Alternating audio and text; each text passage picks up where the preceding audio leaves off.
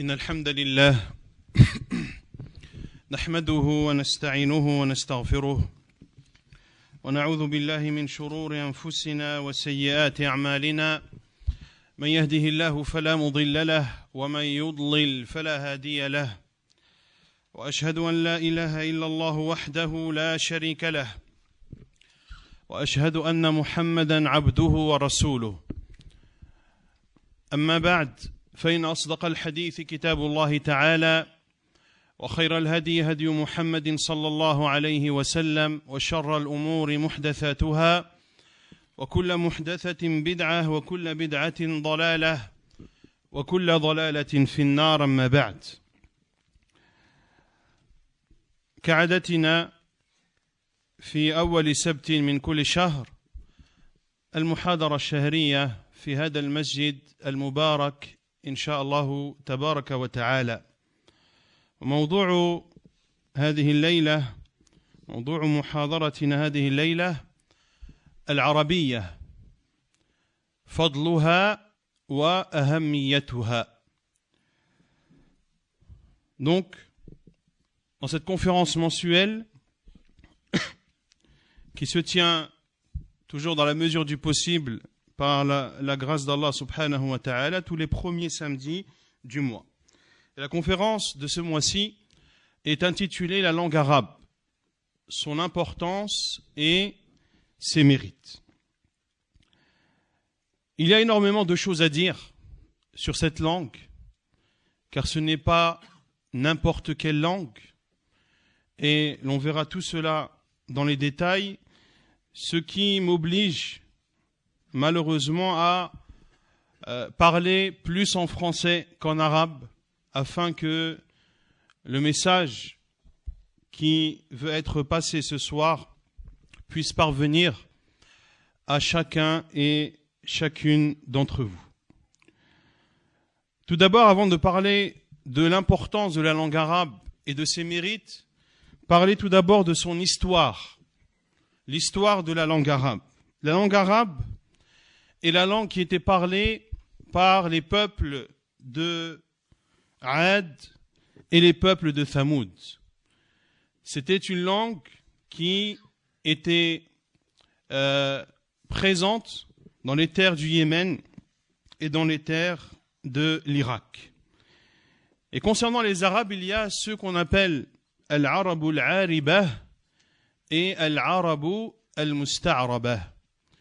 Al-Arabu al-Aribah, ce sont les Arabes d'origine, comme Ad, Thamoud.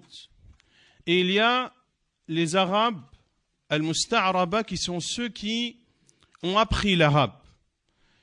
Ils ne sont pas d'origine et à la base des Arabes, mais ils ont appris l'arabe et au fur et à mesure des générations, eh bien, l'arabe s'est ancré dans leur culture. Comme par exemple Jurhum, vous entendrez aussi parler de Qahtan. Et l'histoire de la langue arabe prend une importance particulière lorsqu'Allah subhanahu wa ta'ala a révélé la prophétie à Ismaïl alayhi salam.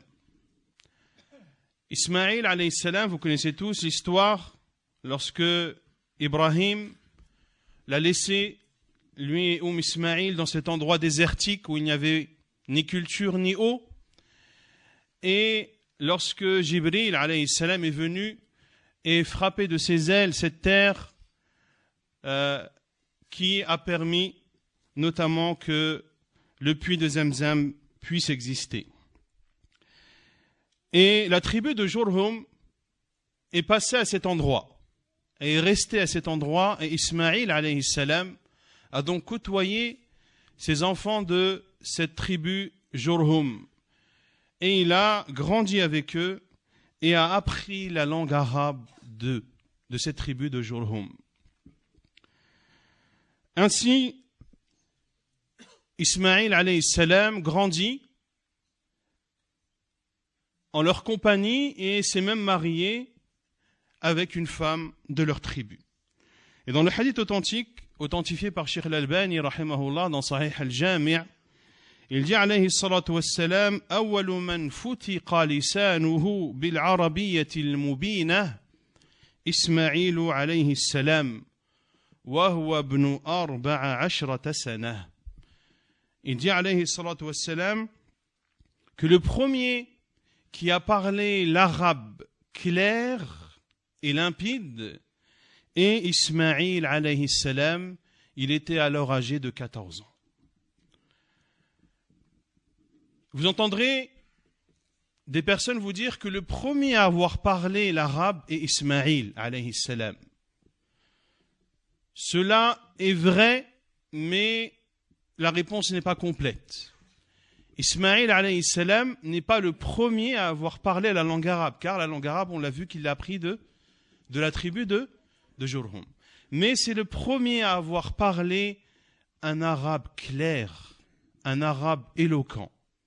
Et c'est là où il y a la divergence des savants concernant la langue arabe. Est-ce que c'est une révélation d'Allah Azza wa Jal à Ismaïl? Certains savants, un certain nombre de savants considèrent que la langue arabe qu'a parlé Ismaïl alayhi salam, c'est Allah Azza wa Jal qui lui a révélé. Et l'arabe que parlait Ismaïl était meilleur que l'arabe de Jurhum. Pour cela que les savants ont réuni ce hadith et ont spécifié ce hadith du prophète sallallahu alayhi wa sallam en disant que c'est le premier, effectivement, et c'est ce qui est dit dans le hadith, أول من فتق لسانه بالعربية المبينة. Le premier dont la langue a parlé l'arabe clair. Et Ibrahim alayhi salam parlait quelle langue? As-Syrianiyah, le syriaque. Le syriaque qui est un dérivé de l'arméen.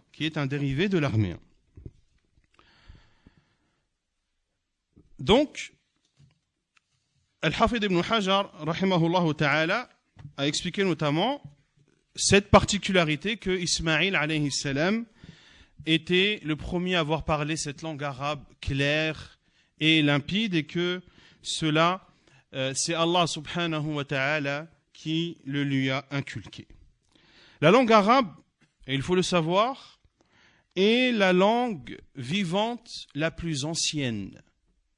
Et la langue vivante la plus ancienne, et beaucoup de paroles sur l'âge de cette langue arabe, mais une chose est sûre, c'est que cette langue a au minimum 1500 ans d'ancienneté. Et 1500 ans après, c'est toujours une langue qui est vivante et qui est parlée dans les 4 coins du monde. Et ceci est une des spécificités de la langue arabe, et l'on verra par la suite pourquoi est-ce que cette langue arabe n'a cessé d'exister au fur et à mesure des siècles. Quant au mérite de cette langue arabe, c'est bien sûr la langue du Coran. Le Coran, qui est la parole d'Allah subhanahu wa ta'ala, a été révélé en langue arabe. Et nombreux sont les versets dans le Coran dans lequel Allah subhanahu wa ta'ala nous dit cela. Il dit Azza wa Jal, كتاب فصلت آياته قرآنا عربيا لقوم يعلمون. Et il dit subhanahu wa ta'ala dans le début de Surat Hud, Alif Lam Ra, كتاب أحكمت آياته ثم فصلت من لدن حكيم خبير. Dans le verset de Fussilat, Allah Azza wa Jalla dit selon le sens, un livre dont les versets sont détaillés et clairement exposés, un Coran arabe pour les gens qui savent. Et dans le verset de Hud, il dit subhanahu wa ta'ala selon le sens, c'est un livre dont les versets sont parfaits en style et en sens, sont parfaits en style et en sens, émanant d'un sage parfaitement connaisseur subhanahu wa ta'ala. Et il dit azza wa jal, Qur'anan arabiyan ghayra dhi iwajin la'allahum yattaqun. Et il dit subhanahu wa ta'ala dans surat Taha, wa kadhalika anzalnahu Qur'anan arabiyya وصرفنا فيه من الوعيد لعلهم يتقون أو يحدث لهم ذكرا. Il dit subhanahu wa ta'ala en Surat Az-Zumar, selon le sens, un Coran en langue arabe dénué de tortuosité afin qu'il soit pieux, afin que les gens trouvent et fassent preuve de piété. Et dans le verset de Surat Taha, le verset 113, il dit subhanahu wa ta'ala, c'est ainsi, selon le sens, c'est ainsi que nous l'avons fait descendre, un Coran en langue arabe, et nous y avons multiplié les menaces afin qu'ils deviennent pieux ou qu'ils les incitent à s'exhorter. Ainsi donc, ce Coran, c'est le plus noble des livres. Et il a été révélé avec la plus noble des langues. Et il a été apporté par le plus noble des émissaires, qui est Jibril alayhi salam. Et ce Coran a été révélé dans la terre la plus noble, qui est, entre autres, la Mecque, la terre sacrée d'Allah subhanahu wa ta'ala. Et bien avant, ce Coran a été révélé sur le plus noble des prophètes, Muhammad sallallahu alayhi wa alayhi wa sallam. Ce Coran est descendu dans le mois le plus noble de l'année, qui est le mois du Coran. Dans la nuit la plus noble de l'année, qui est la nuit du destin. Et il y a la divergence des savants. Est-ce que le Coran, concernant la nuit du destin, est-ce qu'il est descendu entièrement au ciel le plus bas, ou est-ce que la révélation du Coran a commencé pendant cette nuit appelée Laylatul Qadr? On voit donc l'importance de ce Coran, qui est le livre noble par excellence. Allah Azza wa Jal a révélé ce Coran en langue arabe. Et le Coran, c'est la parole d'Allah. Takallama Allahu bihi haqiqatan. Allah Azza wa Jal a réellement parlé. Les lettres et les sons en langue arabe. Et il a transmis cela à Jibril en langue arabe. Et Jibril l'a transmis au prophète sallallahu alayhi wa sallam en langue arabe. Et le prophète sallallahu alayhi wa sallam a transmis le message de son Seigneur en langue arabe également. Et ce Coran est le miracle du prophète sallallahu alayhi wa sallam qui existe et qui existera jusqu'à la fin des temps. Ce Coran qui a fait en sorte que cette langue arabe ait atteint son summum. C'est par ce Coran que la langue arabe a atteint une éloquence jamais égalée et qui ne sera jamais égalée. Et l'on l'a vu dans la conférence sur les délices du Coran, qu'Allah subhanahu wa ta'ala a défié, et le défi est toujours existant et existera jusqu'à la fin des temps.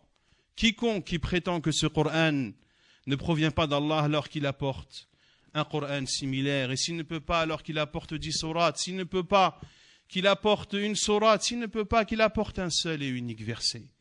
Et jusqu'à aujourd'hui, ce défi n'a été relevé par personne. La langue arabe et le Coran, qui a une éloquence qui ne peut être expliquée et qui ne peut être décrite, car les Arabes, les vrais Arabes qui entendaient le Coran savaient que ce ne pouvait pas être la parole écrite ou forgée par un être humain. Ce Coran a ébahi et stupéfait tous ceux qui l'ont entendu, qu'ils soient musulmans ou non musulmans. Lorsqu'Abu Bakr radiallahu anhu récitait le Coran, les polythéistes de Quraysh se réunissaient autour de sa maison pour écouter sa lecture. les djinns ont été étonnés par ce Coran. قل أوحي إلي أنه استمع نفر من الجن فقالوا إنا سمعنا قرآنا عجبا. Dit, il m'a été révélé qu'un groupe de djinns ont écouté ce Coran et ils ont dit que c'est une chose qui est étonnante. Yahdi ila rushd, qui guide qui amène à la voie droite et au bon chemin. Yahdi ila rushd fa amanna bih, nous y avons cru. Ce Coran, qui par son éloquence inégalée fait même pleurer les non-musulmans. Et l'histoire des musulmans qui sont partis en Abyssinie, et notamment l'échange qu'il y a eu entre Ja'far ibn Abi Talib radiyallahu anhu et An-Najashi le Négus, lorsque les premiers musulmans sont partis émigrer en Abyssinie, les polythéistes de la Mecque ont envoyé 2 émissaires avec des présents et des cadeaux afin de dissuader et de convaincre An-Najashi ainsi que ses patriarches de leur confier ces musulmans qui étaient partis se réfugier dans cette terre d'Abyssinie qui était chrétienne. Et An-Najashi, de par sa justice et sa droiture, n'a pas voulu livrer ces musulmans à ces 2 émissaires jusqu'à les avoir entendus et jusqu'à les questionner. Et les musulmans, lorsque An-Najashi les a convoqués, se sont consultés à savoir qu'est-ce qu'ils allaient répondre à ce roi d'Abyssinie qui allait les questionner sur leur religion. Et ils ont décidé de dire la vérité et de dire exactement ce que le prophète sallallahu alayhi wa sallam leur enseignait. Et c'est alors que An-Najashi s'est adressé à Ja'far ibn Abi Talib et leur a dit: qu'avez-vous à ne pas vous soumettre à la religion de ce pays ni à la religion de votre peuple? Exposez-nous votre croyance et votre religion. Et Ja'far ibn Abi Talib radiyallahu anhu a fait alors un discours extrêmement éloquent en expliquant qu'ils étaient dans l'ignorance, qu'ils étaient dans la période anté-islamique, qu'ils enterraient leurs filles vivantes et qu'ils mangeaient les bêtes mortes et que le fort avait la suprématie sur le faible, jusqu'à ce que le prophète sallallahu alayhi wa sallam soit venu avec ce message de la part d'Allah azza wa jal, et il leur a enseigné le fait d'adorer Allah seul sans ne rien lui associer. Il leur a enseigné de dire la vérité, de respecter le dépôt, d'être bon avec son voisinage. Il leur a enseigné la prière, la zakat, le jeûne. Il leur a montré les bonnes choses, le fait d'être bon avec ses parents, etc., etc., etc. Il a énuméré, radiyallahu anhu, les mérites de l'islam et les comportements louables auxquels nous appelle l'islam. Et le Négus, An-Najashi, lui a demandé: as-tu quelque chose à me proposer de ce qui a été révélé à cet homme que tu prétends être un prophète? Et c'est alors que Ja'far ibn Abi Talib radiyallahu anhu a commencé à lire le début de Surat Maryam, Kaf ha ya ayn sad, dhikru rahmati rabbika abdahu Zakariya. Il a lu cette surat Maryam, et cela était une sagesse de sa part radiyallahu anhu, car il y a une surat dans le Coran qui s'appelle Surat Marie, qui parle de la naissance de Isa alayhi salam et que c'est un envoyé d'Allah et non pas une divinité adorée en dehors d'Allah. Et lorsqu'il a terminé de réciter ces versets, c'est alors que An-Najashi a fondu en larmes, et ses patriarches aussi, qui étaient des prêtres et des évêques, ont pleuré au point d'avoir mouillé les livres qu'ils avaient devant eux. et An-Najashi de témoigner, de dire que ce que tu viens de lire là et ce qui nous est rapporté de Isa ne vient que d'une seule et même source. Ce Coran, chers musulmans et musulmanes, son éloquence, comme je l'ai dit, ne peut être exprimée, ne peut être comparée avec n'importe quelle parole en arabe. Et les grands savants de l'islam, les grands savants de la langue arabe, qui ont étudié la langue arabe et les poèmes arabes, car les poèmes arabes sont, comment dire, diwan al-arabiyya. C'est la source de la langue arabe. Et vous verrez dans les ma'ajim, notamment dans les dictionnaires et autres, qui donnent les définitions des mots, il y a souvent des vers et des poèmes qui sont cités pour prouver que ce mot a telle et telle signification. Et Al-Asma'i, lorsqu'il a entendu une jeune fille parler, lui a dit « Comme tu es éloquente !» Et cette fille de lui répondre « Et qu'est mon éloquence devant l'éloquence du Coran ?» Dans un seul verset, Allah subhanahu wa ta'ala a révélé et a exprimé 2 ordres, 2 interdits, 2 informations et 2 bonnes nouvelles. Le verset de Surat Al-Qasas, le verset 7, où Allah Azza wa Jal dit وَأَوْحَيْنَا إِلَى أُمِّ مُوسَى أَنْ أَرْضِعِيهِ فَإِذَا خِفْتِ عَلَيْهِ فَأَلْقِيهِ فِي الْيَمِّ وَلَا تَخَافِي وَلَا تَحْزَنِي إِنَّا رَادُّوهُ إِلَيْكِ وَجَاعِلُوهُ مِنَ الْمُرْسَلِينَ. Dans ce verset, il y a 2 ordres, 2 interdits, 2 informations et 2 bonnes nouvelles. وَأَوْحَيْنَا إِلَى أُمِّ مُوسَى. Nous avons révélé à la mère de Moussa. Ceci est la première information. أَنْ أَرْضِعِيهِ. Allaite-le. Ceci est le premier ordre. فَإِذَا خِفْتِ عَلَيْهِ. Lorsque tu auras peur pour lui. Ceci est la deuxième information. فَأَلْقِيهِ فِي الْيَمِّ. Jette-le alors dans le fleuve. Ceci est le deuxième ordre. وَلَا تَخَافِي وَلَا تَحْزَنِي. N'aie pas peur et ne t'attriste pas. Ceux-là sont les 2 interdits. Inna radduhu ilayk. Nous allons te le rendre, cet enfant que tu vas jeter. Ceci est la première bonne nouvelle. Waja'iluhu min al-mursalin. Et nous allons en faire un prophète. Allahu Akbar. Dans un verset, 2 ordres, 2 interdits, 2 informations et 2 bonnes nouvelles. Comment exprimer et comment vouloir comparer l'éloquence du Coran avec l'éloquence de quelconque autre parole en langue arabe? La langue arabe est appelée aussi l'oratu dad, car c'est la seule langue dans laquelle il y a la lettre dad. La langue arabe est la langue dans laquelle la clarté parfaite existe. La clarté parfaite ne peut exister dans une autre langue que la langue arabe. Pour cela qu'Allah Azza wa Jal, dans de nombreux versets, nous parle du caractère clair de cette langue. Bilisanin arabiyyin mubin, par une langue arabe claire.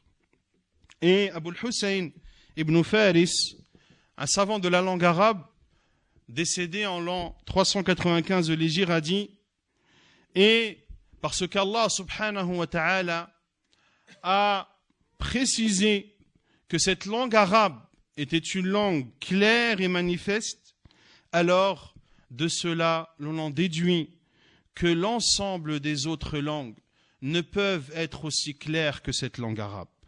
La langue arabe, c'est l'emblème de l'islam. Cheikh al-Islam ibn Taymiyyah rahimahullah a dit, la langue arabe c'est l'emblème de l'islam et des musulmans. Et les langues en général sont les plus grands emblèmes des communautés et des peuples, et c'est notamment ce qui les caractérise. Al-Qur'an, c'est le contenant, la langue arabe, c'est le contenant du Qur'an, car le Qur'an est en langue arabe. Et cette langue arabe, c'est également cette langue dans laquelle sont présents les sciences de la religion, les sciences du tafsir, du fiqh, du tawhid et les autres sciences, la science de la sunna du prophète sallallahu alayhi wa ala alihi wa sallam. Cette langue arabe est protégée par Allah subhanahu wa ta'ala. Et il a été dit que si ce n'était le Coran, il n'y aurait pas de langue arabe. Allah azza wa jal se charge lui-même de préserver son livre. Inna nahnu nazzalna adh-dhikra wa inna lahu lahafidhun. C'est nous qui avons révélé le rappel et c'est nous qui en sommes les protecteurs. Et le Coran est protégé par Allah subhanahu wa ta'ala. Son sens est protégé. Ses termes sont protégés. Or, les termes du Coran sont des termes en langue arabe. Donc Allah azza wa jal préserve également la langue arabe. Et ceci est une des spécificités de la langue arabe qui n'est accordée à aucune autre langue sur terre. Cette langue arabe est protégée par Allah azza wa jal et c'est également une langue universelle qui est parlée et qui est utilisée à grande échelle ou à moindre échelle dans tous les pays du monde.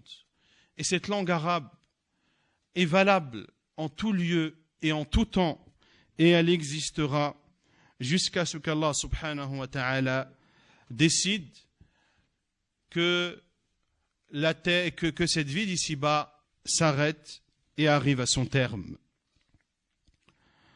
Concernant la langue arabe, vous entendrez des personnes vous dire que c'est la langue des gens du paradis. Vous l'avez déjà entendu ou pas? Que la langue arabe, c'est la langue des gens du paradis. Il y a un hadith à ce sujet rapporté dans le Mu'jam de l'imam al-Tabarani selon Abu Hurairah radiyallahu anhu, dans lequel le prophète sallallahu alayhi wa sallam aurait dit: je suis arabe, le Coran est arabe et la langue des gens du paradis est arabe. Mais ce hadith est un hadith mensonger, mawdou', comme le dit Cheikh al-Albani rahimahullahu ta'ala. Il n'y a donc pas de texte authentique qui viennent nous informer que la langue parlée par les gens du paradis est la langue arabe. Ainsi, c'est un sujet dans lequel nous n'avons pas de science et donc un sujet sur lequel on doit se taire et ne pas se prononcer. Cheikh al-Islam ibn Taymiyyah rahimahullah a été questionné sur la langue que parleront les gens le jour où ils seront ressuscités. Est-ce qu'Allah azza wa jalla s'adressera à eux en langue arabe?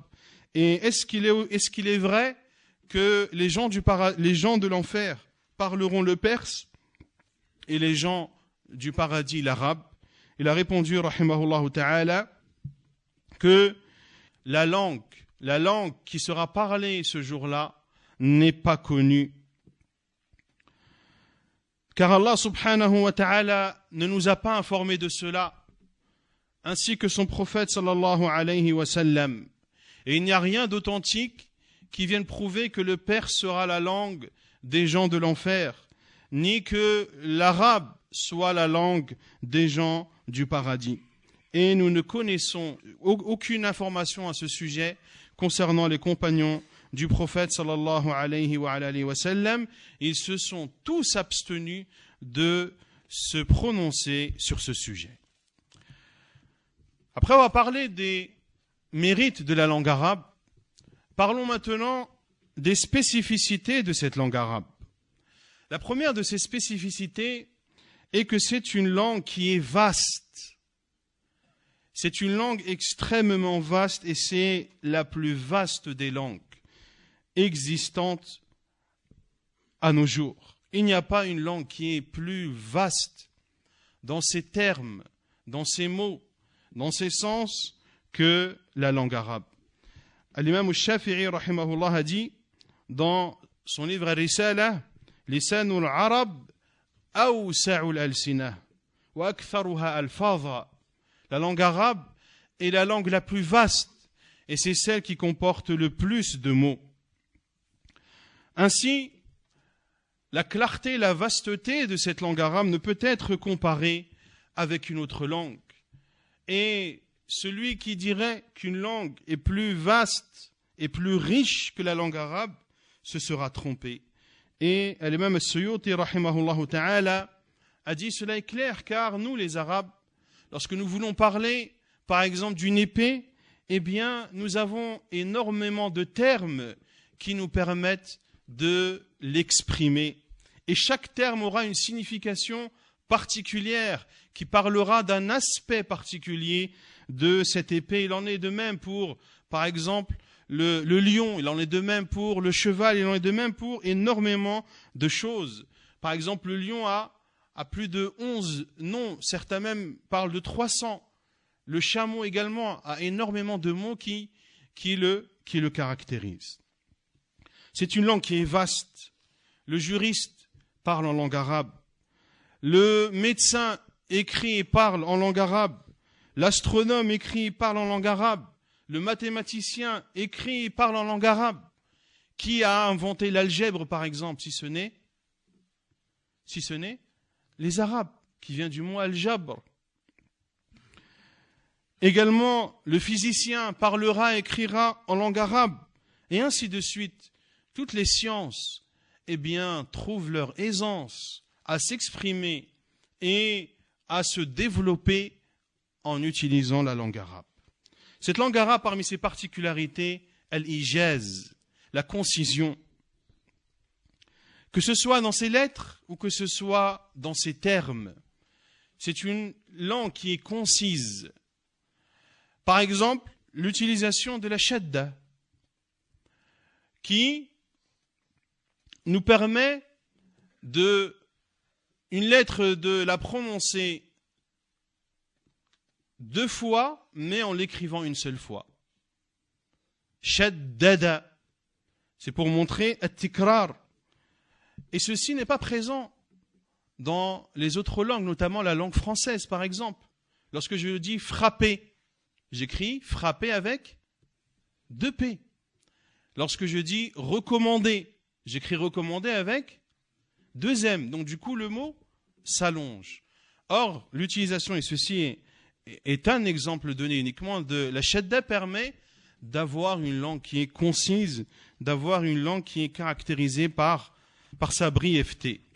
Également, la brièveté et la concision dans ces mots.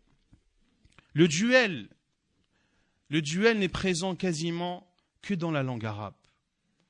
Lorsque je dis par exemple al-babu, la porte, je veux dire 2 portes. Je dis al-babani. Je rajoute un alif et un noun, et cela me donne la signification de 2 portes. Quand je veux dire 2 portes en langue française, par exemple, je vais dire les 2 portes. Je vais utiliser le nombre 2, je vais utiliser le nombre porte, et je vais ajouter à porte un S pour montrer que c'est un pluriel, car en langue française, il n'y a pas de duel. Par exemple, les pronoms. Les pronoms, je dis par exemple kitabuhu, son livre. Je vais dire par exemple manaziluhum, leur maison. En arabe, j'ai le mot kitab, je veux dire son livre. Je rajoute un ha, kitabuhu. Et cela est compris que c'est son livre. En langue française, je dois rajouter le pronom son. Et ainsi de suite. Al-binal il-majhoul, par exemple. Lorsque je dis kutiba, le verbe kataba, écrire, je dis kutiba. Cela signifie qu'il a été écrit. Kataba, il a écrit. Kutiba, il a été écrit. En français, il faut que j'écrive il a été écrit. Regardez le nombre de mots utilisés, alors qu'en arabe, il y a juste les harakat qui changent. Kataba, kutiba. Le mot reste de 3 lettres. C'est les voyelles qui changent, et cela fait changer le sens également.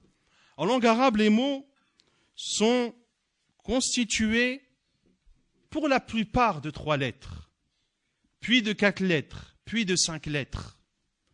Et cela nous montre également la concision et la brièveté de cette langue qui est riche en termes et en sens et qui est à la fois concise. Par exemple, je vais dire maktabah. Il y a combien de lettres? Mim, kaf, ta, ba, ta. 5 lettres. En français, c'est bibliothèque. Comptez le nombre de lettres. Je vais dire par exemple jaddun. Il y a combien de lettres? 2. En français, le grand-père. Comptez le nombre de lettres. Et ainsi de suite, cette langue, concernant les mots, vous trouverez rarement, si ce n'est pas de mots qui dépassent cette lettre. Et les verbes, vous n'en trouverez pas, ou rarement, qui dépassent les 6 lettres. Quant aux autres langues, vous trouverez par exemple en langue française des mots qui peuvent avoir 15, voire 16 lettres par exemple. Si je vous dis ramid en arabe, ramid, il y a combien de lettres? Rin, alif, mim, dad, 4 lettres. En français, cela signifie incompréhensible. Regardez le nombre de lettres qu'il y a, alors que le sens est le même.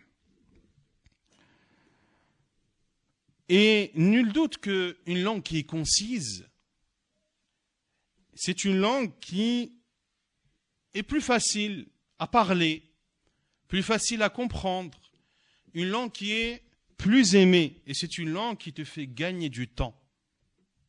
Et comme on le dit souvent, et trop souvent même, le temps c'est de l'argent. C'est donc aussi des économies que tu fais. Car le temps que tu vas prendre à écrire un livre ou à écrire un article ou à écrire, eh bien tu prendras moins de temps à l'écrire en arabe qu'en français. Également parmi les spécificités de la langue arabe, il y a l'i'rab. L'i'rab que définissent les nuhat, les savants de la grammaire, huwa taghyiru awakhir al-kalim, le fait de changer la fin des mots, notamment la voyelle. Et ceci est une des spécificités de la langue arabe. Il n'y a pas cela dans une autre langue. Par exemple, si je vous dis ma ahsan Zayd, ma ahsan Zayd. Ici, je n'ai pas mis les voyelles à la fin des mots. J'ai mis un soukoun sur ahsan et j'ai mis un soukoun sur Zayd. Qu'est-ce que vous comprenez? Un arabe va vous dire, je ne comprends pas. Ma ahsan Zayd, je suis désolé, je ne comprends pas. Taïb, je te dis, ma ahsanu Zaydin. Ici, je comprends. C'est-à-dire, qu'y a-t-il de meilleur en Zayd? Quand je dis, par exemple, ma ahsana Zaydan, ma ahsana Zaydan, c'est-à-dire, c'est un étonnement. Comme Zayd est bienfaisant. Et si je dis, par exemple, ma ahsana Zaydun, ici j'ai mis une fatha à la fin de ahsan et j'ai mis une damma à la fin de Zayd. Ici, cela signifie que Zayd n'a pas été bienfaisant. Regardez les voyelles que je change et regardez le sens, comment il est modifié. Ceci est une des particularités de la langue arabe. Également, la langue arabe a une particularité dans les lettres et la prononciation de ces lettres. La langue arabe est la langue qui contient la plus large, la plus large échelle phonique. La plus large échelle phonique. Ça veut dire quoi? Il y a plusieurs endroits dans lesquels les lettres sortent. Et cela, vous l'apprenez notamment dans la science du tajwid. Ceux qui ont étudié Al-Jazariya, par exemple, cela est étudié. Chaque lettre sort d'un endroit bien précis. Il y a des lettres qui sortent au niveau des lèvres. Il y a des lettres qui sortent à l'aide de la langue. il y a des lettres qui sortent au niveau de la gorge, au-dessus de la gorge, dans le fond de la gorge. Et il y a aussi des lettres qui sortent, on ne va pas dire des lettres, mais là c'est plus des voyelles, qui sortent dans la cavité orale qui est bien après le fond de la gorge. Par exemple, vous dites fa, vous dites mim. C'est des lettres qui sortent en utilisant les lèvres. Vous avez par exemple nun, lam. Nun, lam. Ce sont des lettres qui sortent en utilisant la langue. Vous avez qaf, ka. C'est une langue, ce sont des lettres qui se prononcent et le son sort et provient du dessus de la gorge. Lorsque vous dites, par exemple, rain, kha, là on descend un peu plus bas. Lorsque vous dites ha, a, on descend encore plus bas. Lorsque vous dites ha, là on est au plus bas de la gorge. Et les voyelles longues, a, ou, i, descend et proviennent de la cavité orale. On voit donc que les lettres de la langue arabe sont homogènes.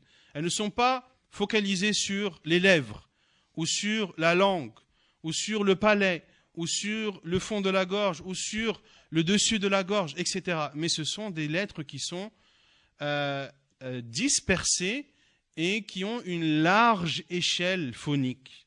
Et il y a le runna aussi, qui sort de la cavité nasale.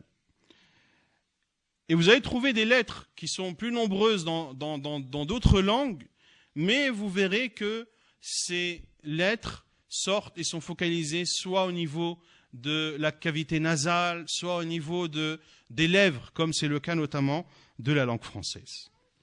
Quant à l'importance de cette langue arabe, comme je l'ai dit, c'est la seule langue qui est vivante, et ceci depuis au moins 1500 ans. Toutes les autres langues ont disparu ou ont considérablement été affaiblies. Et il est malheureux de constater que cette langue arabe, son mérite, son importance est méconnue de beaucoup de musulmans. Le musulman doit savoir que la langue arabe, c'est la langue de sa religion, que le Coran est en arabe, que la sunna du prophète sallallahu alayhi wa sallam est en arabe. Donc tu te dois d'aimer cette langue arabe, tu te dois de l'apprendre et tu te dois de la mettre en pratique et de contribuer à faire en sorte que cette langue continue à exister, continue à vivre et continue à être partagée. L'imam Shafi'i rahimahullah a dit: il est obligatoire pour chaque musulman de connaître de la langue arabe autant que possible afin d'accomplir ses devoirs. Et il dit aussi, rahimahullah ta'ala, فعلى كل مسلم أن يتعلم من لسان العرب ما بلغه جهده.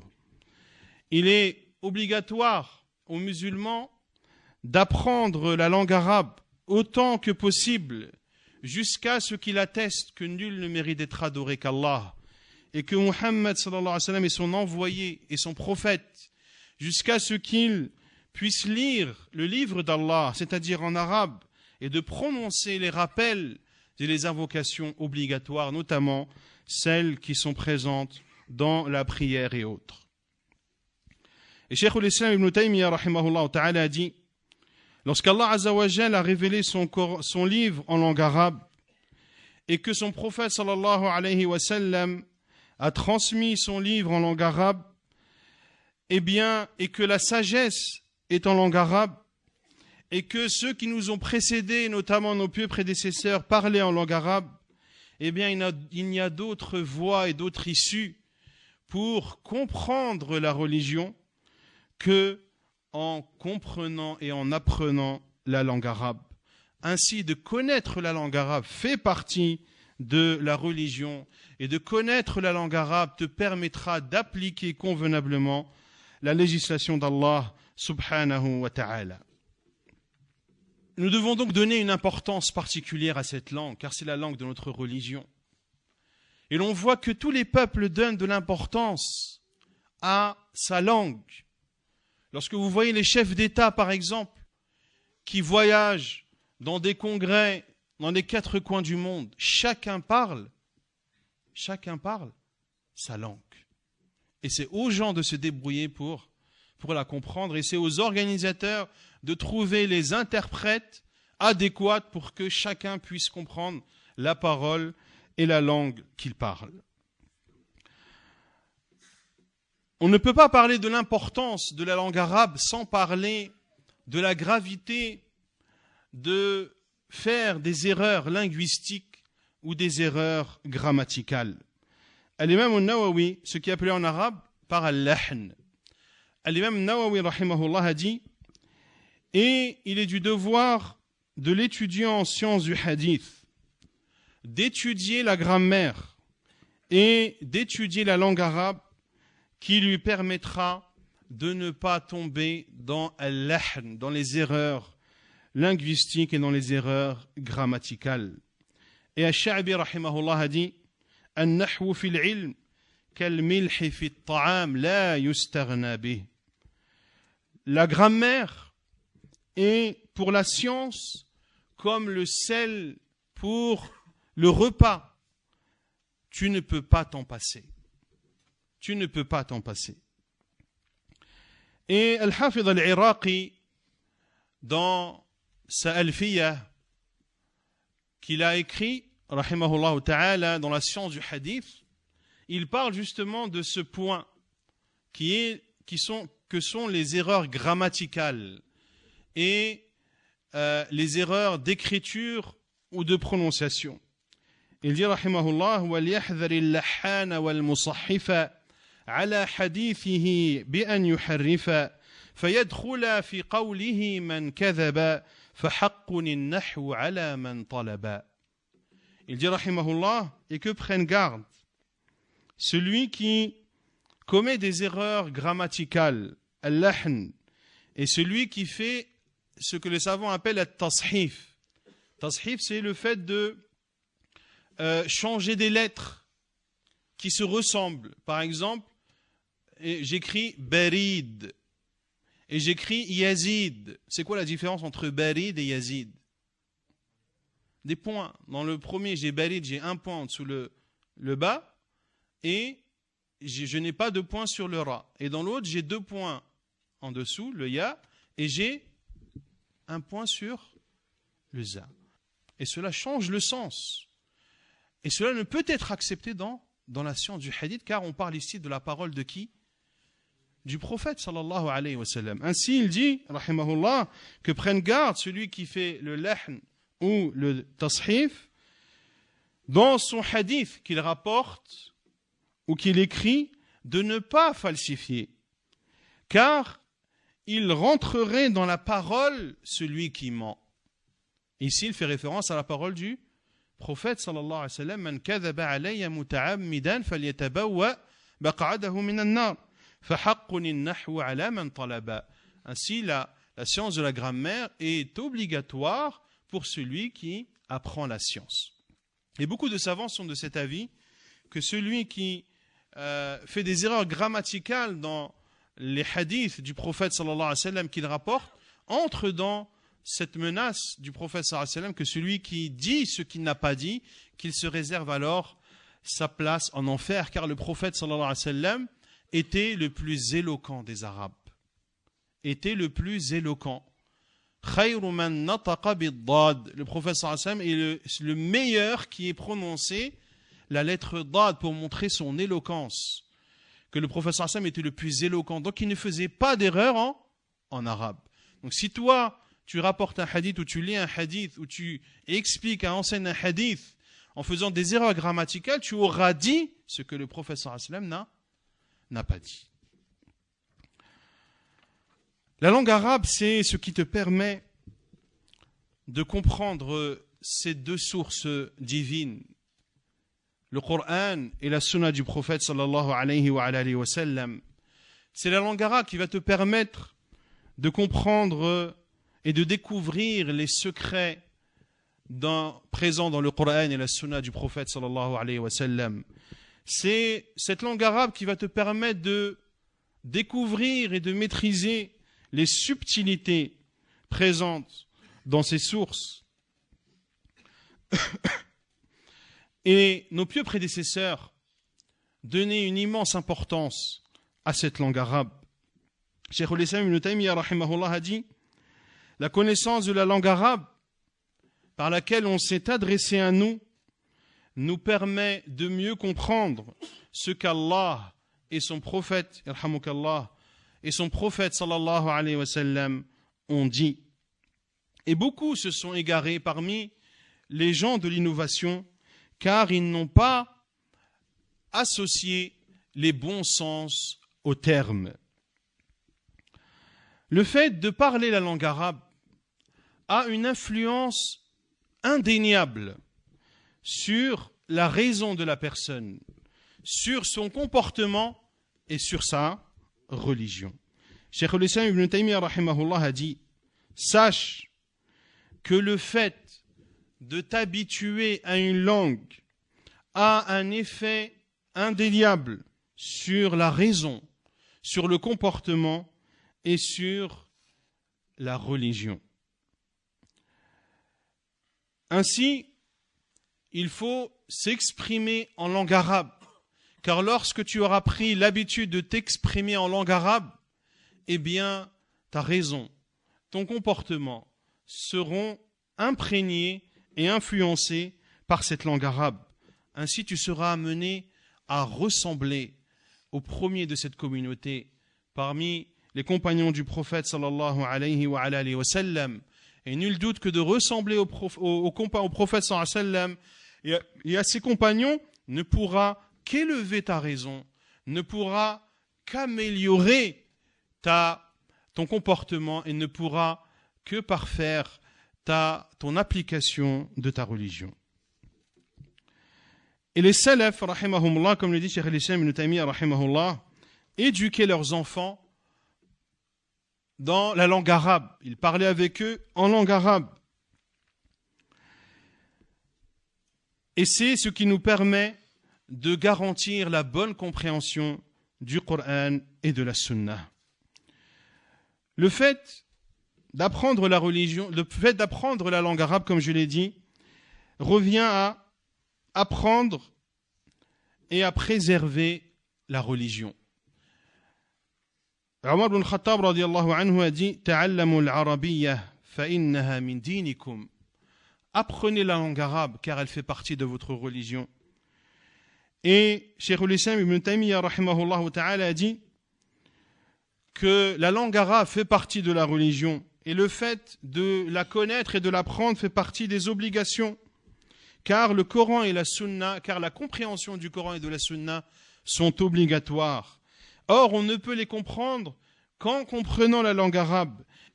Et une obligation qui ne peut être atteinte et accomplie qu'en faisant une chose, alors cette chose est obligatoire.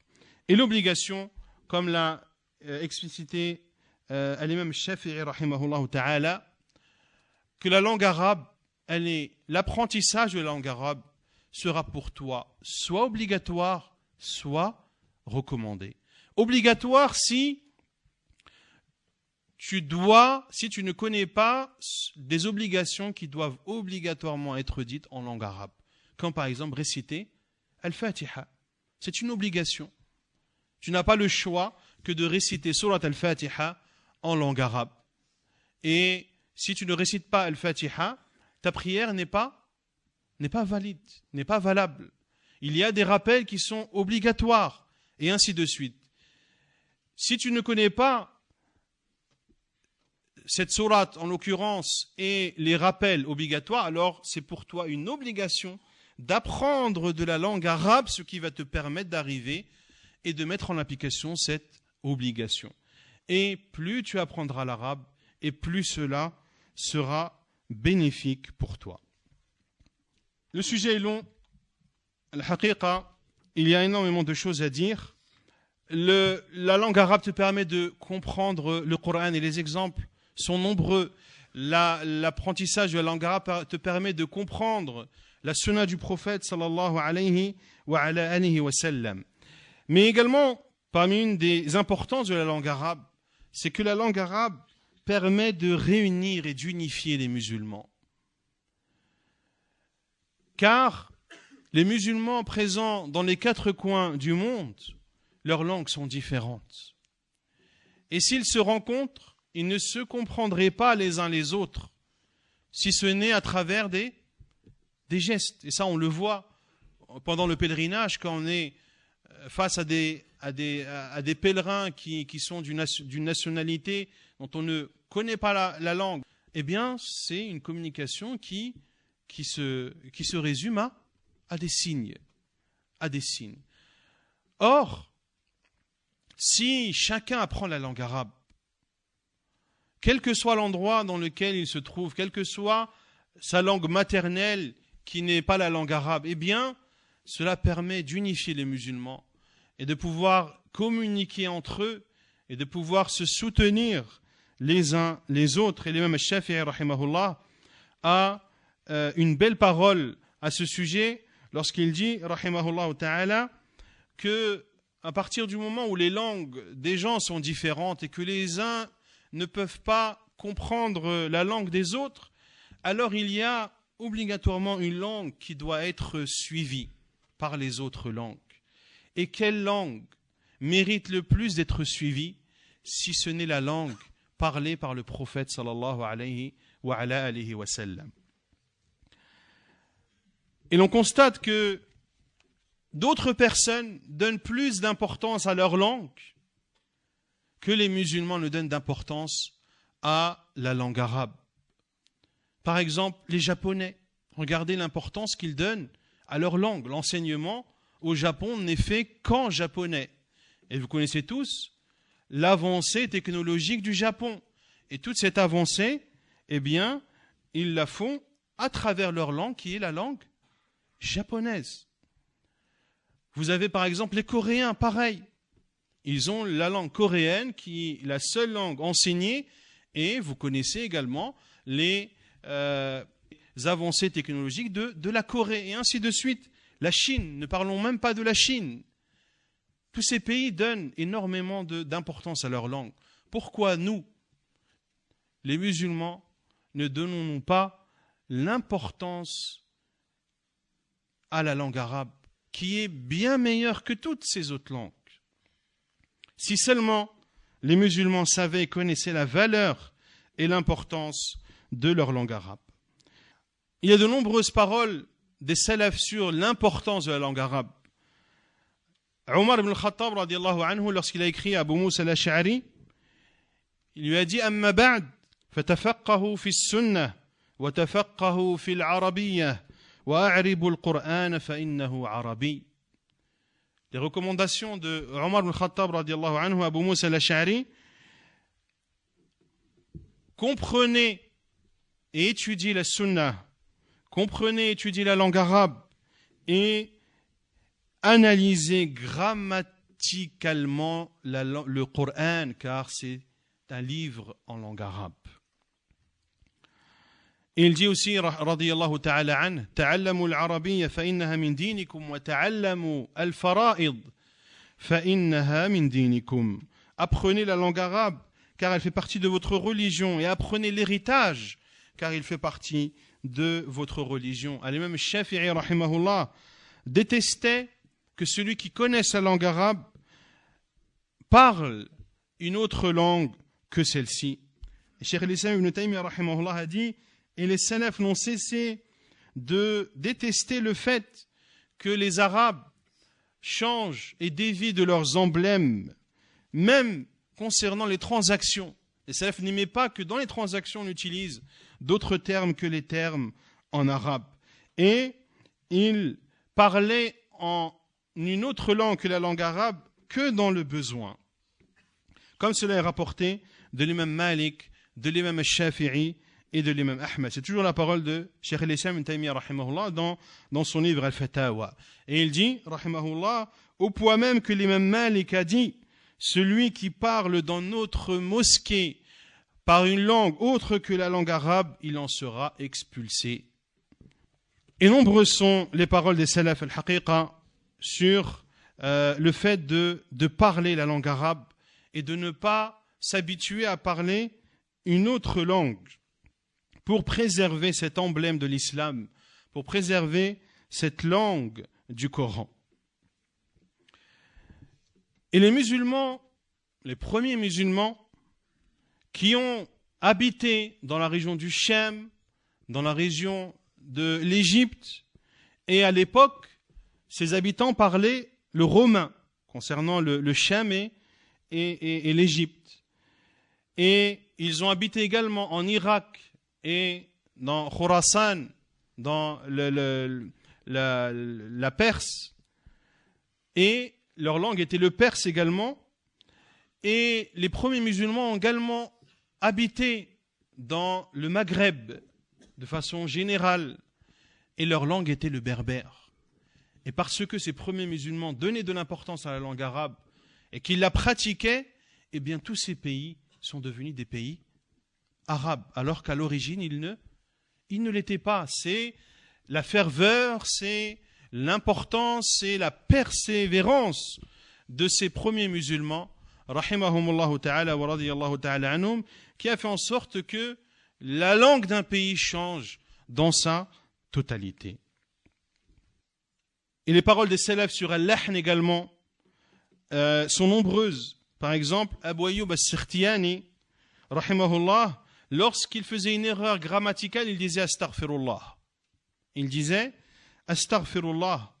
Et Al-Asma'i a dit, ce que je redoute le plus pour l'étudiant en sciences, c'est de ne pas connaître la grammaire arabe et d'entrer dans le hadith du prophète sallallahu alayhi wa sallam, man kadhaba alayya muta'ammidan falyatabawa maq'adahu minan nar. Et il a rapporté de beaucoup de compagnons, parmi eux Ali, parmi eux Abdullah ibn Abbas, parmi eux Abdullah ibn Umar, qu'ils frappaient leurs enfants lorsqu'ils faisaient des erreurs de grammaire ou des erreurs linguistiques. Parlons maintenant du complot et des défis, des attaques, des menaces qui sont dirigées à l'encontre de cette langue arabe. Cette langue arabe, comme vous avez entendu, a une place particulière. C'est la langue de la religion musulmane. Et les ennemis de l'islam ont combattu cette langue de plusieurs façons, en la dénigrant, en faisant baisser de son importance et surtout en la combattant. Ils ont combattu la langue arabe. Il n'y a pas une langue qui a été combattue comme la langue arabe, en utilisant divers moyens et en étant toujours aussi motivés à mettre un terme à cette langue. Ceux qui ont comploté contre la langue arabe, il y a par exemple les orientalistes. On entend beaucoup parler des orientalistes, les orientalistes. Les orientalistes, ce sont des occidentaux qui ont appris la langue arabe et qui se sont intéressés à la langue arabe. Et leurs nationalités sont diverses et variées. Pas tous, mais beaucoup ont utilisé ces connaissances qu'ils ont acquises pour contrer, pour combattre et pour porter atteinte à la langue arabe.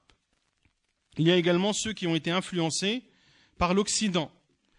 Et leur but est de mettre un terme à cette langue arabe et donc de mettre un terme à l'unité des musulmans.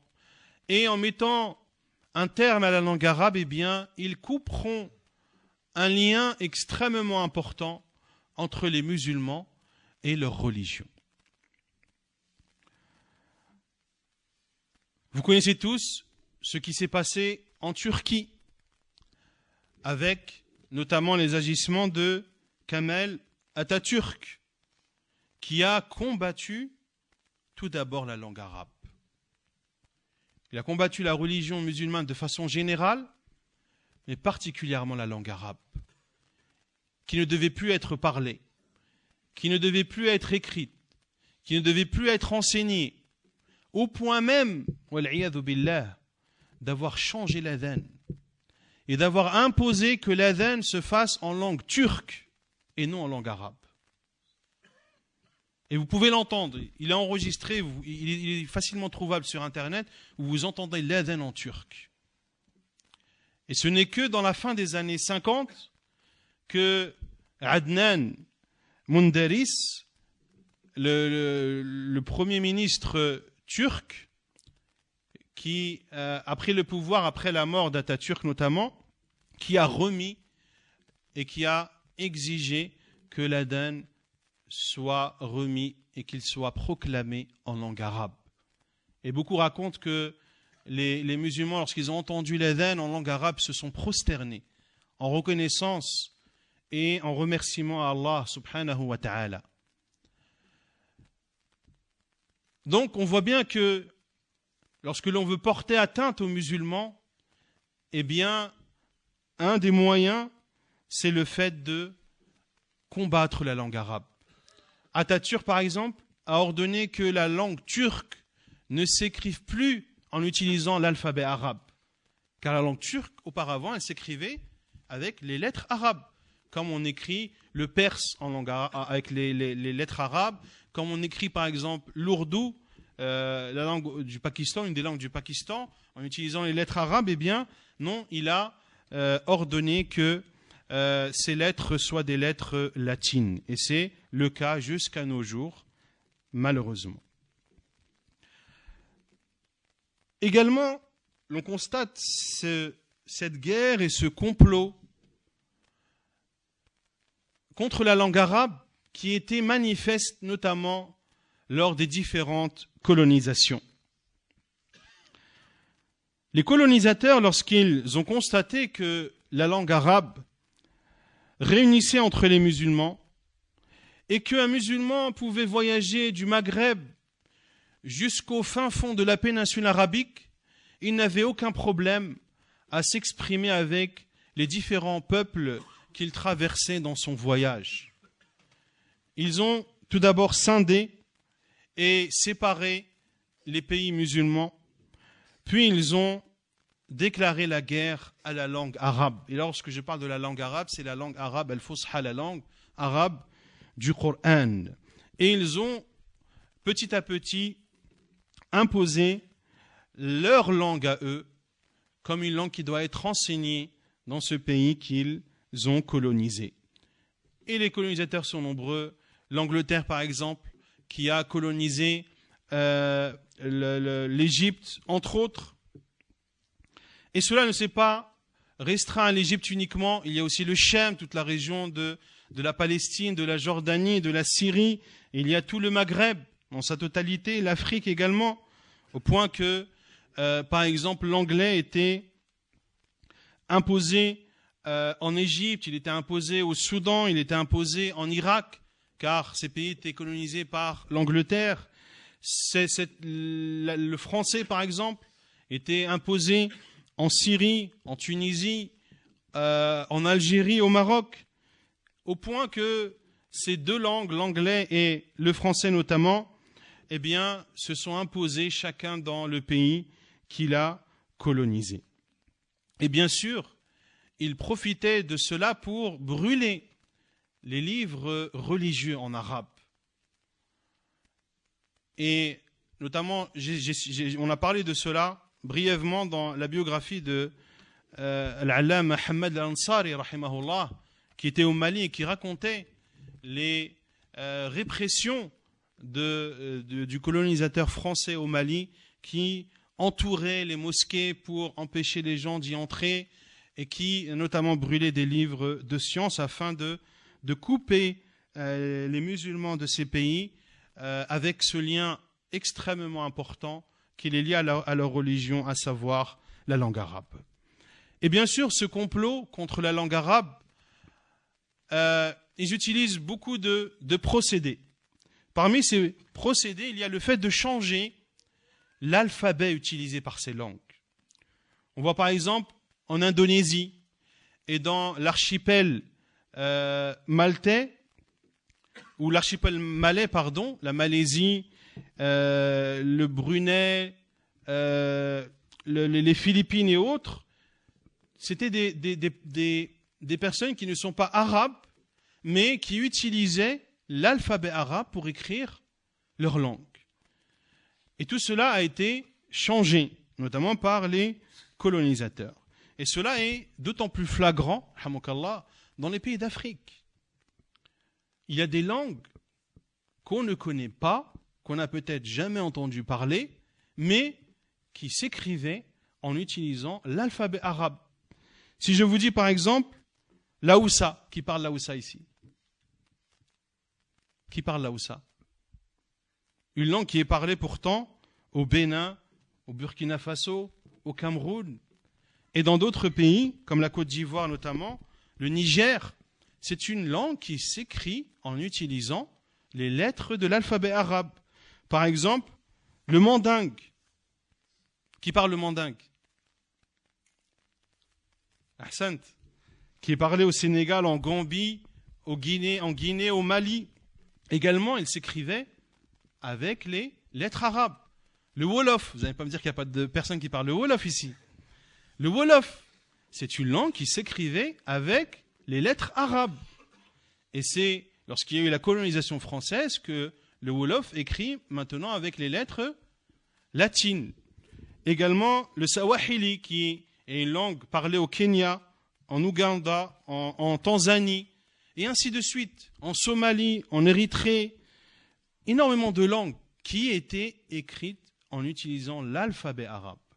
Et tout ceci a été changé et il leur a été proposé et soumis, et voire imposé, d'utiliser les lettres latines. Ceci pour éloigner ces personnes de la langue arabe et donc de les éloigner de leur religion. Également, ils utilisent comme stratagème le fait de faire en sorte que les langues étrangères émergent dans ces pays afin de détourner l'attention sur la langue arabe. Ils utilisent également le fait de encourager les différents peuples, les différentes tribus à s'attacher à leurs racines. Et c'est notamment ce qui a été fait, utilisé comme procédé, notamment au Maroc et en Algérie. Lorsque les Français qui ont colonisé l'Algérie pendant plus de 150 ans, et pendant ces 150 années, ils ont combattu la langue arabe, mais ils ont vu qu'il n'y avait pas moyen de séparer, de scinder les Algériens de leur langue, de la langue arabe, car c'est la langue de leur religion. Ils ont donc dit, on va leur enseigner que eux, à la base, ce sont des berbères, que leurs racines sont berbères, elles ne sont pas arabes. Et donc, ils devaient s'attacher à leurs racines et donner de l'importance à leurs racines. Et les Arabes, ce sont ceux qui sont dans la péninsule arabique. Et certains ont pris, d'autres non. Et il n'y a aucune contradiction entre le fait d'avoir des origines qui ne sont pas arabes et d'apprendre l'arabe et d'être même un savant en arabe. Par exemple, Tariq ibn Ziyad, rahimahullah, c'était un berbère. Il a conquis notamment l'Andalousie. Et l'Andalousie, c'est quelle langue qui s'y est propagée lorsque les musulmans en ont pris le contrôle? C'était la langue arabe. Alors que c'était lui, un berbère. Un autre exemple. Qui ne connaît pas l'Ajurumiyya ici? Le premier livre qui est enseigné dans la grammaire arabe. Qui connaît l'Ajurumiyya?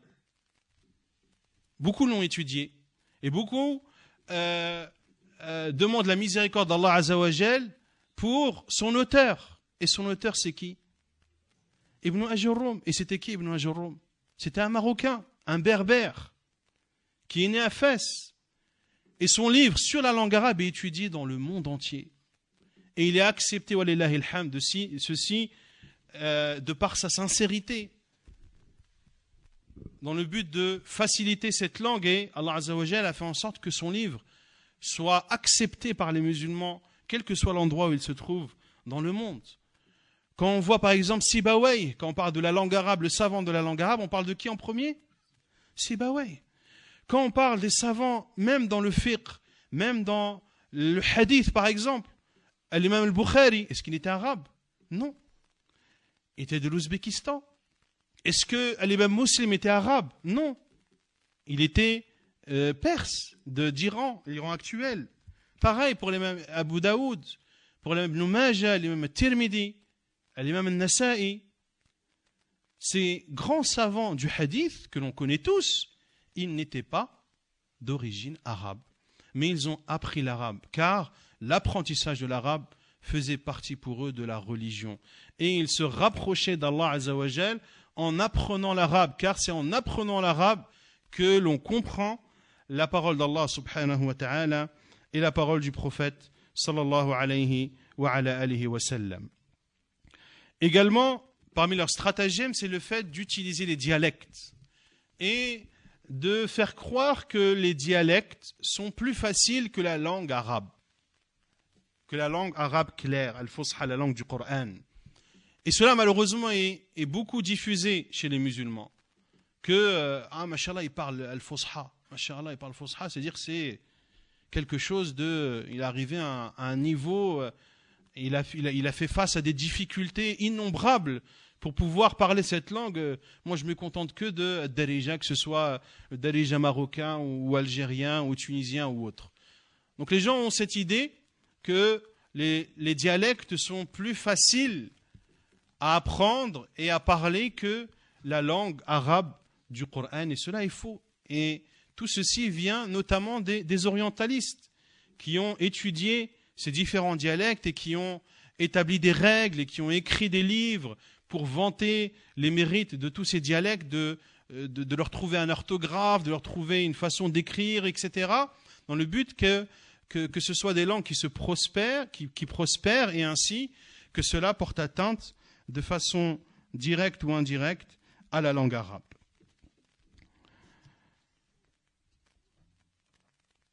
D'autres ont utilisé le stratagème de s'en prendre à l'i'rab, ce qu'on a dit l'i'rab tout à l'heure, la fin des mots.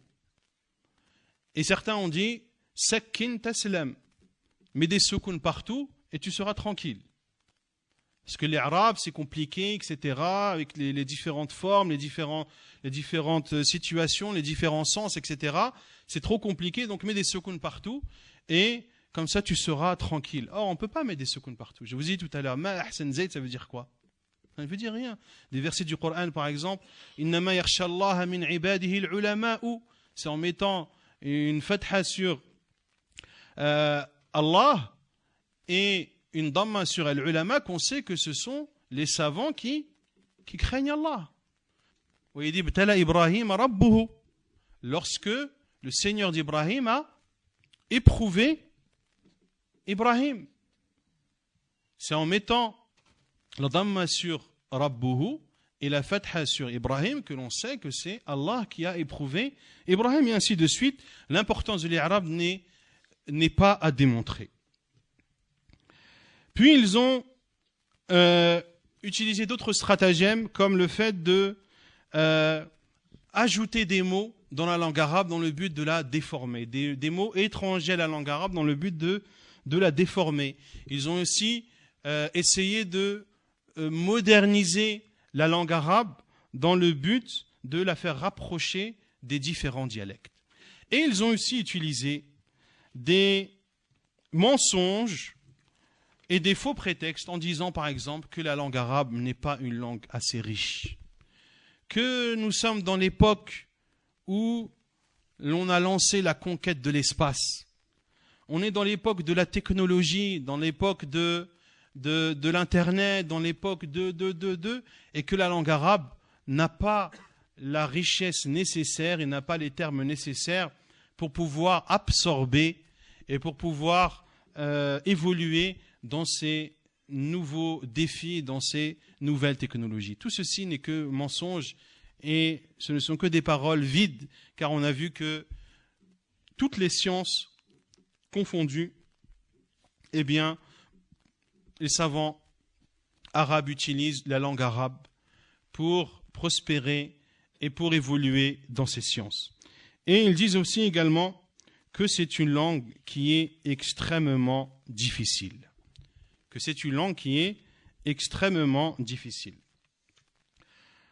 Donc, Inch'Allah Ta'ala, pour clôturer sur cela, sur justement ces prétextes qui sont lancés sur la langue arabe dans le but de l'affaiblir et d'espérer sa disparition, je vais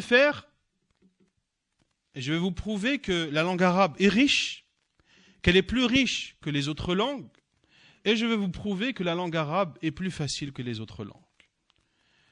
Et je vais la comparer avec la langue que l'on parle tous, qui est la langue française. Et cette comparaison que je fais entre la langue arabe et la langue française, je ne le fais pas dans le but de dénigrer la langue française. Ce n'est pas le but de dénigrer la langue française. Chaque langue a une importance, et comme je l'ai dit, c'est ce qui caractérise des peuples. Donc le fait de critiquer une langue ou de la dénigrer n'est pas convenable. Mais cela ne nous empêche pas d'exprimer et de prouver que la langue arabe est meilleure que les autres langues, et notamment la langue française. La langue française n'a pas tous les termes pour pouvoir exprimer tous les sens. Par exemple, en arabe on dit basama ou abtasama, qui veut dire sourire. Quand on regarde le mot sourire en français, ça veut dire quoi? Si on le traduit en arabe, ça fait quoi? Tahta ad-dahik. Tahta ad-dahik. Sourire, ça veut dire sourire. En dessous du rire. Donc en fait, ce n'est pas un rire, mais c'est un sourire. Donc il n'y a pas de mot français indépendant qui vient exprimer le mot sourire. Par exemple, un autre exemple. Shi'ar, ça veut dire quoi shi'ar en arabe? Sous-vêtement.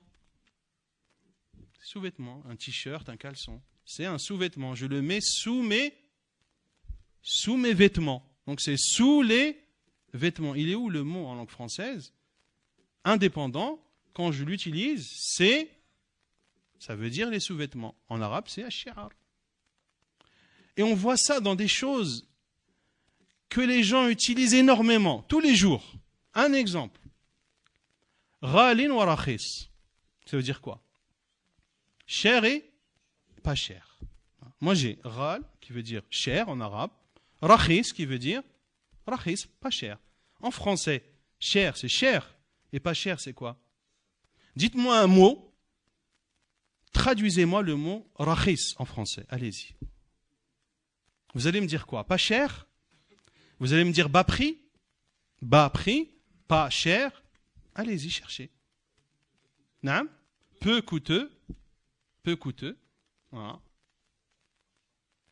On voit bien que c'est une langue qui est faible.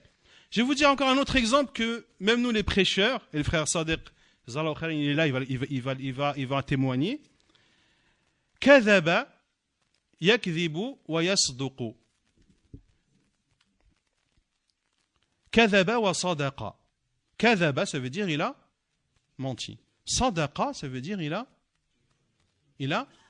dit la vérité. Dit la vérité, c'est un verbe. Mentir, c'est un verbe. Dire la vérité, c'est un verbe. En arabe, sadaqa, yasduqu. ولا يزال رجل يصدق ويتحرى الصدق حتى يكتب عند الله صديقا. Et ça, on le voit, nous, en langue française, quand on traduit. Quand on dit yasduq, il dit la vérité. Il dit la vérité. Ce n'est pas le verbe, alors que c'est quelque chose qu'on utilise beaucoup. Mentir, ne pas mentir, ne pas dire la vérité, c'est des mots qu'on utilise beaucoup. En arabe, il y a un terme, un verbe, qui veut dire yasduqu. dire la vérité. Mais en français, il est où ce mot-là? Également, on parle et on dit que les musulmans dénigrent la femme. Je vais vous montrer que les Arabes donnent plus d'importance aux femmes que les non-Arabes. Et on va prendre l'exemple de la langue française. En arabe, je dis « ukhatibuka ». Ça veut dire je te parle. Mais je parle à qui? À un homme. « Ukhatibuka ». Je dis « ukhatibuki ». Je te parle. En s'adressant à une femme. Je dis maintenant « je te parle ». Je parle à qui? Dites-moi. Ce n'est pas un dénigrement de la femme. Je te parle. Et je m'adresse à une femme comme je m'adresse à un homme. Et je ne fais pas de distinction entre l'homme et la femme. Je suis désolé, mais ce n'est pas donner de l'importance à la femme. L'arabe est venu pour donner à chacun son importance. Je donne à l'homme son importance, je donne à la femme son importance, je donne aux deux personnes leur importance et je donne au groupe leur importance. Donc on voit ici que si on compare la langue arabe et la langue française, laquelle est moins riche que l'autre? La langue arabe, elle supporte tous les nombres. La langue française, elle s'arrête à 60. Je dis sab'in en arabe, ça veut dire 60, 10. Hein, donc il y a 60 et on rajoute 10. Hein. Tis'oun, c'est quoi? 90. 90. Même 80. 80, c'est quoi? C'est 4 fois 20. Donc ici, la langue française, elle s'arrête à 60. Au-dessus de 60, entre guillemets, c'est de la recomposition. Alors qu'en arabe, non. C'est chaque dizaine a son nom, et ainsi de suite. Il y a certains mots, et ceci entre parenthèses, qui sont utilisés, mais qui ont été banalisés, et si on regarde l'origine, on voit que c'est pour dénigrer la langue arabe. Je vais vous donner un exemple. Le mot charabia. Qui connaît le mot charabia? Ça veut dire quoi charabia? Hein? Tu es en train de dire n'importe quoi. Et quand tu regardes l'origine du mot charabia, ça vient de al-arabiya, qui a été modifié jusqu'à arriver à charabia. Jusqu'au point même où des linguistes arabes ont demandé à l'Académie française d'enlever ce mot de la langue française et de l'enlever des dictionnaires, car c'est une forme de dénigrement de cette langue arabe. Donc ici, on a prouvé que la langue arabe est plus riche que la langue française. Maintenant, prouvons que la langue arabe est plus facile que la langue française. Dans les sons, on a A ou I. Tu veux écrire A, tu mets une fatha. Tu veux dire OU, tu mets une damma. Tu veux dire I, tu mets une kasra. Et cela est problématique dans la dictée notamment. C'est ça que beaucoup de gens, et cela, vous allez vous rendre compte de la difficulté de la langue française quand c'est des gens qui ne sont pas français qui l'apprennent. Dans les dictées, il y a énormément de fautes. Pourquoi? Car il y a énormément de notions à prendre en compte. Par exemple, le son O. D'accord? Le son O. Vous allez dire à un nom arabophone, à un nom francophone, pardon, beau. Il va te dire, mais il est où le O? Le O, c'est E-A-U. Tu vas dire faux. Il est où le O? C'est A-U-X. Il faut. A-U-T. J'ai mal au dos. O-O-S. On monte en difficulté. Opium. Opium, ça s'écrit comment? O-P-I-U. C'est U ou O? Maximum. Il est où le O dans maximum? Ça, c'est des notions que celui qui apprend la langue française doit prendre en compte. Et ça, c'est dans quasiment tous les sons. Le A, par exemple. J'ai un tas de questions. Tas de questions, T-A-S. J'ai vu un rat. Un rat, R-A-T. on monte en difficulté. Je suis récemment parti. Récemment. Il est où le A? Il est où le A? Il n'y a pas de A. Une femme. Il est où le A dans femme? C'est E2M. E2M, il se prononce A. Par exemple, et ils disent que la langue arabe, elle est difficile. Hein.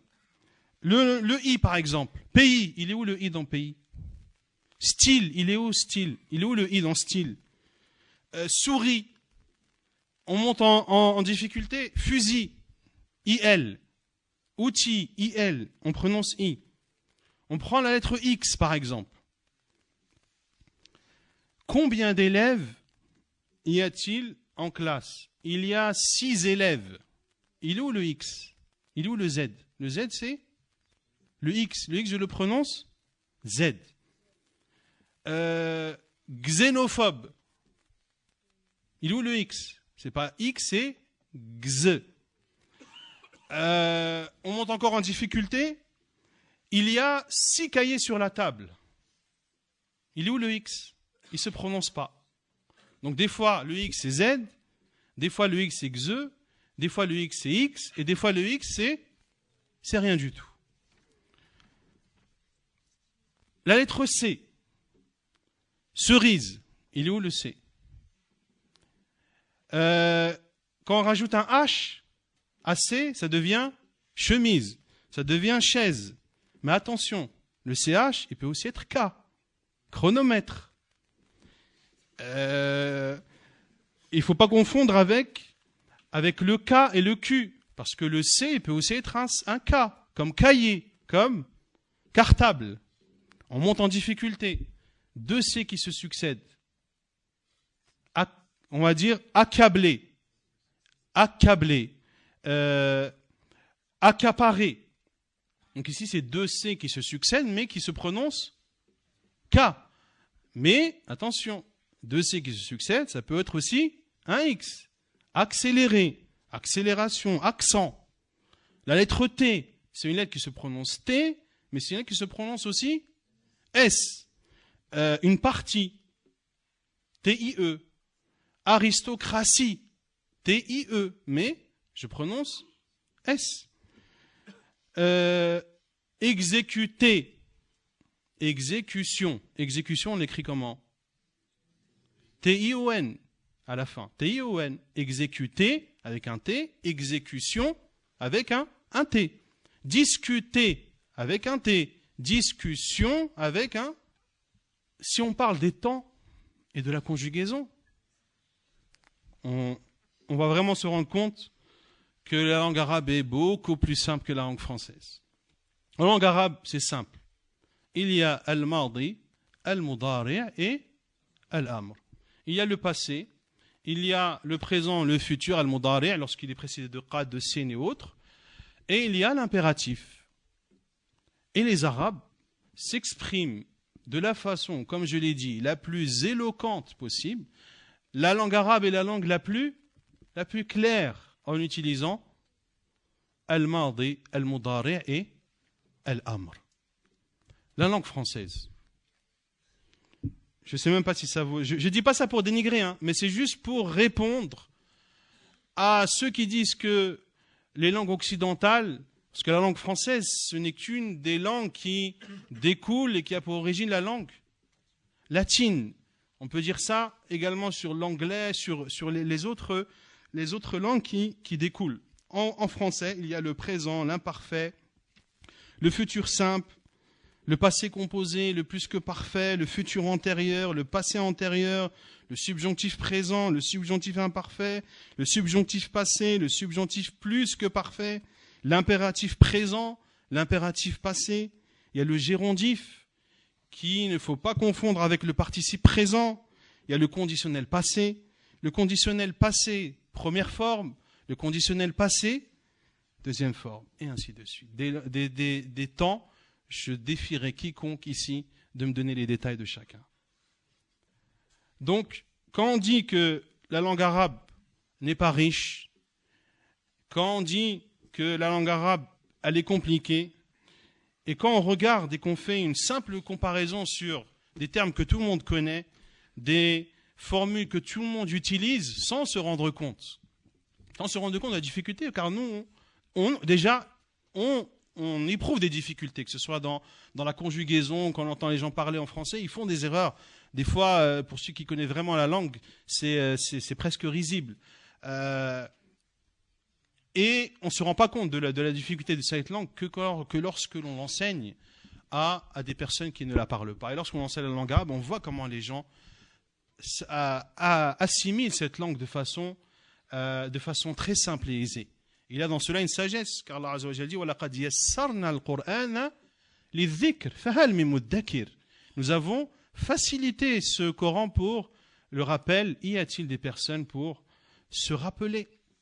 On voit des fois des personnes qui ne parlent pas l'arabe.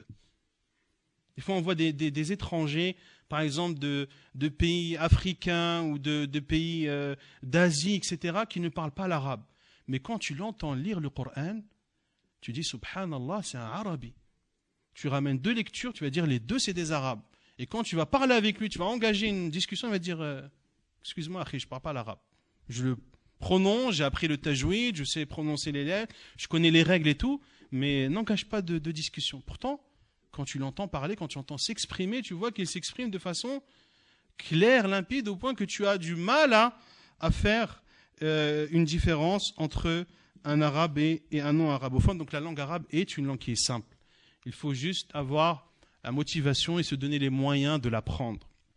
Et c'est le conseil que je donne à moi-même et que je donne à chacun d'entre vous d'apprendre cette langue arabe, car cela est meilleur pour vous. Dans la compréhension du livre d'Allah, qui est la meilleure des paroles, dans la compréhension de la sunna du prophète sallallahu alayhi wa sallam, cela va vous préserver, cela va préserver vos enfants. En apprenant l'arabe à vos enfants, vous les éduquez à être des musulmans pieux, à être des musulmans sincères, à être des musulmans qui s'accrochent à leur religion. Et les moyens, alhamdoulilah, sont à disposition.